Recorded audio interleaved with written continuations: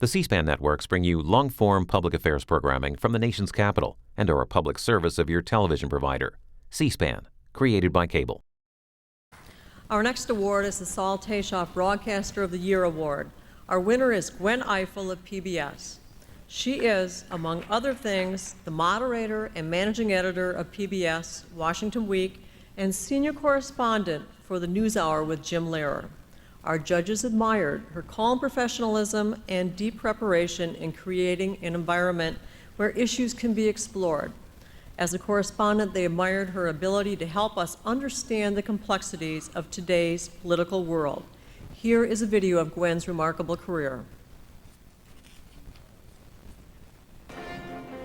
Washington Week is, I call it my sandbox because it's the place where I get to play with my friends. But more than that, they're my very smartest friends who sit around on Friday nights and empty their notebooks. It's what I did as a panelist on the program, which is I always felt like it was a safe place to go, where no one was going to ask my opinion, no one was going to ask me to make a prediction, but I was going to be able to explain why things happen.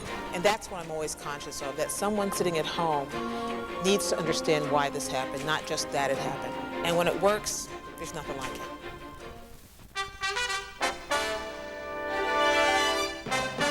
I can say the same thing about the NewsHour. The NewsHour is an oasis. It's a place where people talk in depth, where people think in depth, and where we value light over heat. We have a joke at the NewsHour, we never just have one side or the other. We sometimes have 5 sides, because an issue sometimes requires that. And finally tonight, how this campaign appeared to a group of students at Swarthmore College in suburban Philadelphia. Gwen Ifill talked with them last night.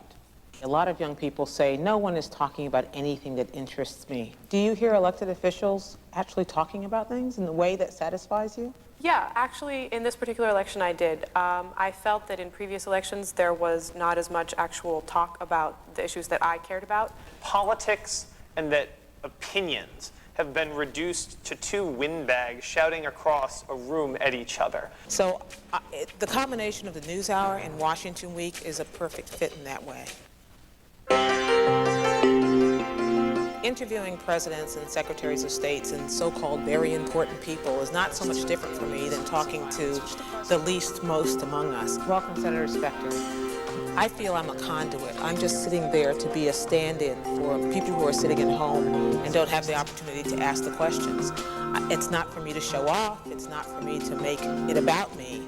It's for me to see if I can get some insights for people who don't have a chance to ask the questions. Ladies and gentlemen, I present to you Vice President Dick Cheney and Senator John Edwards. I was terrified for about 5 minutes before I walked out on the stage for the debate in 2004, and that was only because at that moment, after weeks and weeks of preparation and thinking about it and fretting about it and keeping all my answers and my questions to myself, I suddenly realized there were going to be 47 million people, mostly watching my back, but 47 million people.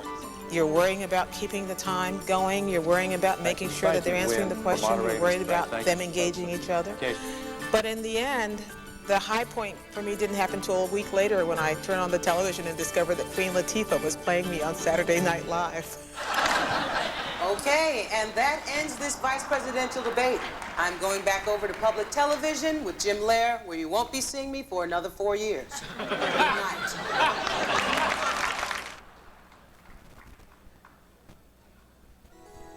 I feel a lot of things when young people ask me about the business. If it's a young black girl, I feel a special responsibility because I know that when I was a young black girl, I didn't see a lot of people who looked like me on television. And so it's important that she has something that she can look at and say, oh, that's something I could do. I also think that it's my responsibility to hold feet to the fire for young people who say they want to be journalists.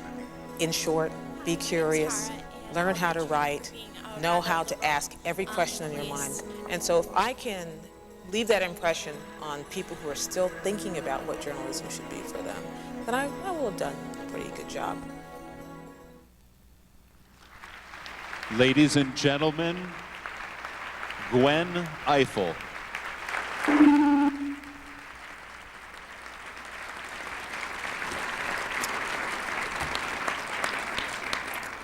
First, I want to thank the Academy. Just in keeping with the feeling of the weekend. It feels kind of Oscar-like up here. And I also want to thank you for giving me a few moments tonight to be articulate. Okay, fine, we'll leave it at that. Also for giving me the chance to thank my collaborators, because as everyone in television knows, you do none of this by yourself, especially my friends at WETA and the NewsHour, especially Sharon Rockefeller and Jim Lehrer, who combined to let me have the coolest job in the world. Everywhere I go, I'm asked to defend what it is that I do, what it is that we do. I'm asked to defend it online in web chats. I'm asked to defend it, as I was this very morning, in the parking lot at CVS. I'm not making that up. I am asked to defend it in the aisles at the Piggly Wigglies in Des Moines and every place else we travel in campaign years, even at church. Some people find this difficult to do, defending what we do. I do not. Journalism is about asking the questions, not assuming the answers. It is about being skeptical, not cynical. And if you don't know the distinction, take me aside and ask me sometime. It's a big one. And it is about never getting so caught up in yourself that you forget your audience.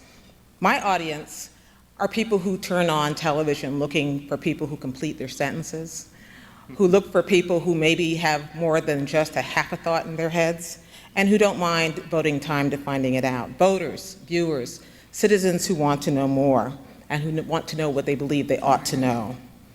But my audience is also those young girls I was just talking about in that video who turn on the television and think, as I once did when I was a little girl and turned on the television, hey, I can do that. And for me, they are probably the most important audience of all. And so for them tonight, I will be donating my award to the Young Journalist Development Program at the Washington Post. Thank you all very much.